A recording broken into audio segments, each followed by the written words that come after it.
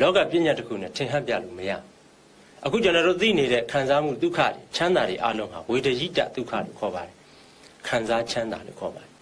ခန္ဓာချမ်းသာနိဗ္ဗာန်ရဲ့ချမ်းသာတန်တိဒုက္ခကခံစားချမ်းသာမဟုတ်ဘူးတည်ရှိချမ်းသာလို့ခေါ်ပါတယ်မဖြစ်မပြတ်နဲ့တည်ရှိတဲ့ချမ်းသာအဲ့တော့တက္ကဗေဒလို့ခေါ်တဲ့ logic ကဘယ်လိုစမ်းသပ်နိုင်မလဲအဝေးကြီးဖြစ်ပါတယ်လက္ခဏာပြီးတော့ရတ္တနိဗ္ဗာန်ရဲ့ရတ္တအာနိမိတ်တပစ္စုပ္ပထာနံပဋ္ဌာန်းအပြင်အာနိမိတ်တပစ္စုပ္ပထာနံလုံးညတတံပုံဟံနမိတ်မရှိဘူးဣဇုတိရတ္တံ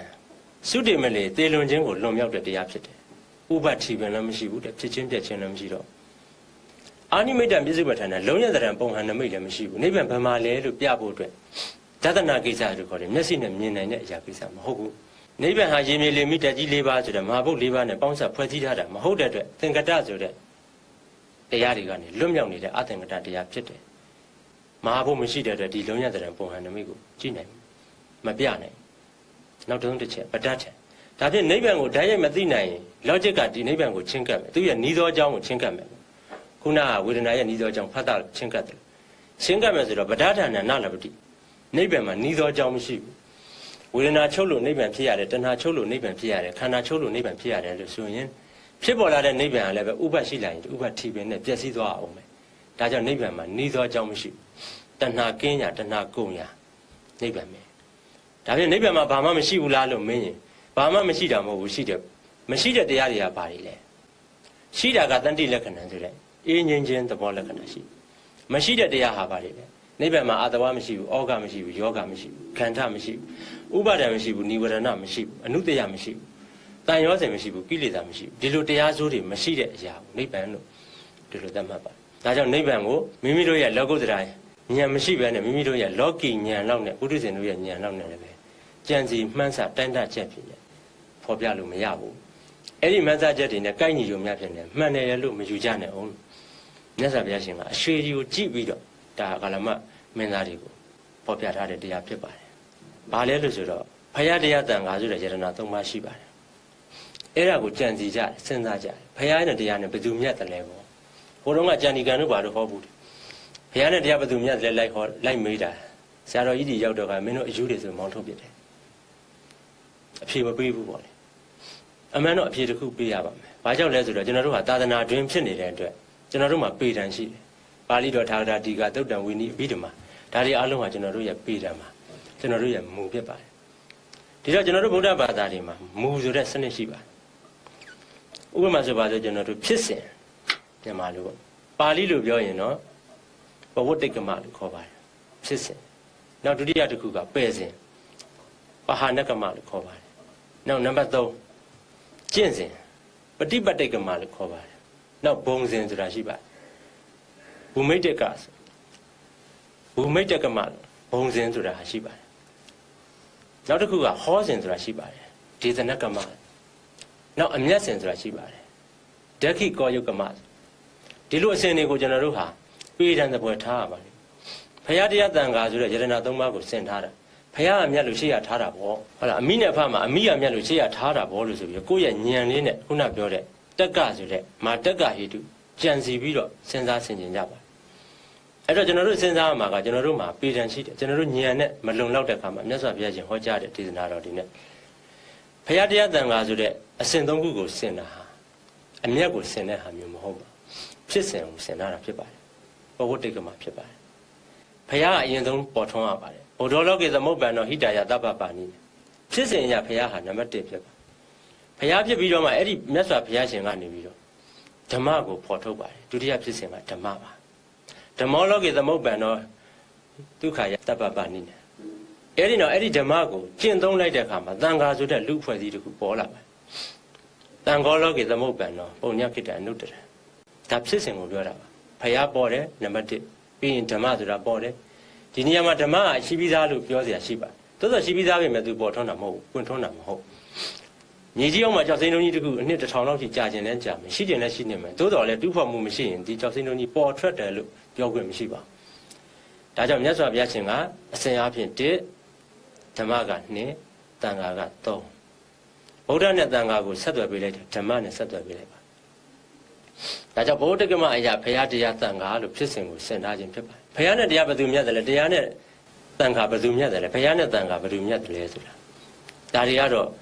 အဖြေထုတ်မယ်လို့ဆိုရင်သူ့အရာဌာနနဲ့သူကျွန်တော်တို့အဖြေထုတ်ရပါလွယ်ကူတဲ့ဥပမာပေးပါမယ်နံပါတ်1ချက်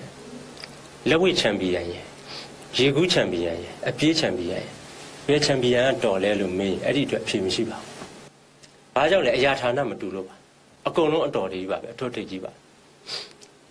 ထိုနည်းတူစွာပဲဗုဒ္ဓဆိုတာဒီချမ်းသာခြင်းကျိုးကိုပေးစွမ်းနိုင်တဲ့အမြင့်မြတ်ဆုံးသောလူပုဂ္ဂိုလ်တူဓမ္မဆိုတာဒီချမ်းသာခြင်းကျိုးကိုပေးစွမ်းနိုင်တဲ့အမြင့်မြတ်ဆုံးသောသဘောတရားတစ်ခုတန်ခါဆိုတာဒီချမ်းသာခြင်းကျိုးကိုပေးစွမ်းနိုင်သောအမြင့်မြတ်ဆုံးသောလူအဖွဲ့အစည်းတစ်ခု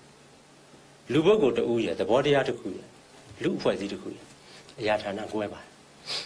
ဒါကြောင့်ကျွန်တော်တို့ကထပ်ခွဲရပါတယ်ဒက္ခိကောယုကမှာအမျက်စင်နဲ့ပြောကိုးကွယ်ရာမှာဗုဒ္ဓဟာယရဏနံပါတ်1ဖြစ်ပါတယ်မြတ်စွာဘုရားရှင်ကနတ္ထိမေပฏิပုဂ္ဂလောလို့နှုတ်တစိတ်ခတ်နေခဲ့ပါတယ်ငါနဲ့တူတဲ့ပုဂ္ဂိုလ်လောကမှာမရှိဘူးတဲ့နမေအာဇရိယောအဋ္ဌိသတိသောမေနဝိဇ္ဇတိတတေဝကသမိန်လောကသမိန်နတ္ထိမေပฏิပုဂ္ဂလောငါမှာဆရာလည်းမရှိဘူးငါတဲ့မြင့်မြတ်တဲ့ပုဂ္ဂိုလ်မရှိဘူးသူအမျက်ဆုံးလို့ပြောတာဒါကြောင့်အခြေနှစ်ကြောင့်အခြေလေးကြောင့်အခြေရှစ်ကြောင့်ဘယ်လိုပဲတတ္တဝါဆိုတဲ့စည်ရင်ဝင်တိုင်းအလုံးနဲ့မှာအမြင့်မြတ်ဆုံးဟာဗုဒ္ဓဒါကြောင့်ဘယ်သူကိုးကွယ်မလဲလို့ဆိုရင်ဗုဒ္ဓကိုပဲကိုးကွယ်ရပါမယ်အမြင့်မြတ်ဆုံးဒါကြောင့်ကိုးကွယ်ရမှာဗုဒ္ဓဟာယရဏနံပါတ်1ဓမ္မနဲ့တန်ခါနောက်ရောက်သွားပါတယ်အဲ့ဒါလိုကိုးကွယ်ရမှာထိတ်တန်းချိန်ရောက်တော့လည်းပဲဗုဒ္ဓကစဉ်းစားတော်မူပါတယ်လောကမှာတည်တုံလူဦးကို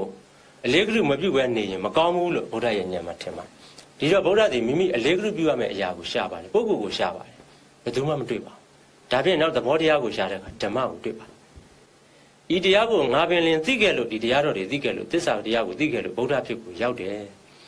ဒါကြောင့်ငါအလေးကလူပြုနေရမယ်လို့ဆိုပြီးဓမ္မကိုဗုဒ္ဓသည်အလေးကလူပြုနေရမယ်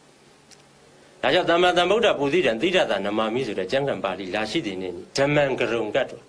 အလေးကလူပြုရာဓမ္မဟာယရဏနံပါတ်1ဗုဒ္ဓနဲ့တန်ခါဟာနောက်ရောက်သွားပါတယ်ဗုဒ္ဓကိုယ်တိုင်ဒီပင်လင်ဓမ္မကိုအလေးကလူပြုနေပါတယ်နောက်တစ်ချက်တန်ခါလှူဒန်းရမှာတန်ခါဟာယရဏနံပါတ်1မြတ်စွာဘုရားရှင်ဒီဟုသောပုဂ္ဂလဒိဋ္ဌံကိုလှူခြင်းတဲ့တန်ခါဒီဟုသောအဖွဲ့အစည်းအပေါင်းအစည်းကိုလှူဒန်းခြင်းကပို့ပြီးတော့မြင့်မြတ်တယ်လို့သာသနာရဲ့ရှေ့ရေးကိုကြိုတွေးပြီးတော့မြတ်စွာဘုရားရှင်ကတန်ခေဒိဏံမဟပလံတန်ခါကိုလှူဒန်းတဲ့နေရာမှာအမျက်ဆုံးပဲလို့ဖွင့်ဆိုခဲ့ပါတယ်မြတ်စွာဘုရားရှင်ဒီပင်လေမိလေးတော်ဂေါတမီလှူဒန်းတဲ့ရွှေကြသင်္ကန်းကိုငါအာမလှူနဲ့တန်ခါအားလှူလို့3ကြိမ်တိုင်ညွှန်ပြတော်မူခဲ့ပါတယ်တန်ခါဂုဏ်တော်9ပါးမှာလည်းပဲအနုတ္တရံပုံညခိတံလောကသာအနုတ္တရံအတုမရှိမြတ်လာစွာသောပုံညခိတံကောင်းမှုမျိုးစေ့စိုက်ပျိုးရန်အလို့မှာအကောင်းဆုံးသောလေယာမြေလို့ညွှန်ပြခဲ့ပါတယ်ဒါကြောင့်လှူဒန်းရမှာတန်ခါဟာယရဏနံပါတ်1ဗုဒ္ဓနဲ့ဓမ္မနောက်ရောက်သွားပါတယ်ဒီလိုတွေကျွန်တော်တို့တွေခွဲခွဲခြားခြားနဲ့ဝိသရဏဆိုတဲ့စီစစ်တတ်တဲ့ဉာဏ်တွေနဲ့တင်ပြရတာဟာကျွန်တော်တို့မှာပါဠိတော်ထာဂရတိကာဆိုတဲ့မူဗုဒ္ဓဘာသာရဲ့ပေတံရှိလို့ပါပဲဒါကြောင့်မိမိတို့ရဲ့ဉာဏ်စွမ်းရှိသမျှလေးနဲ့တက္ကဗေဒလို့ခေါ်တဲ့ကြံစီတွေးဆကြံစီယုံမြနဲ့တိုက်ဆိုင်ယုံမြနဲ့ဒါနဲ့ညီညွတ်ယုံမြနဲ့လည်းပဲအမှန်ရလို့မယူကြနဲ့အောင်လို့ကာလမသုတ်တံဒေသနာတော်မှာမြတ်စွာဘုရားရှင်ဟာဟောကြားတော်မူခဲ့ပါတယ်ဒါကြောင့်ဒီကနေ့တင်ပြတဲ့ဟာတွေကိုကျွန်တော်တို့ညီကုန်းချုပ်မယ်ဆိုရင်မာဆယ်ချက်လို့ခေါ်တဲ့ကဘာကျော်တဲ့မာဆယ်ချက်ကဘာကျော်တယ်လို့ဆိုရခြင်းက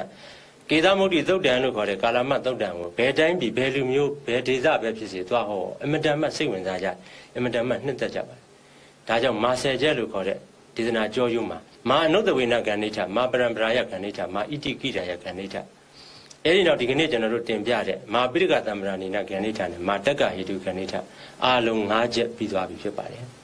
ရှေ့ဘက်တွေမှာတော့ကျွန်တော်တို့ကြံတဲ့5ချက်ကိုအစဉ်အတိုင်း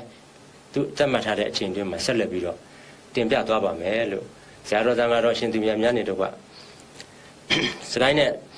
ထုံးမြင့်စံကြောက်ကိုစောင့်ကြည့်နေကြတဲ့မိဘပြည်သူအပေါင်းတို့ကိုဒီမင်္ဂလာတရားမင်္ဂလာစကားအခမ်းကဏ္ဍကနေကျွန်တော်နှုတ်ဆက်ရင်းနဲ့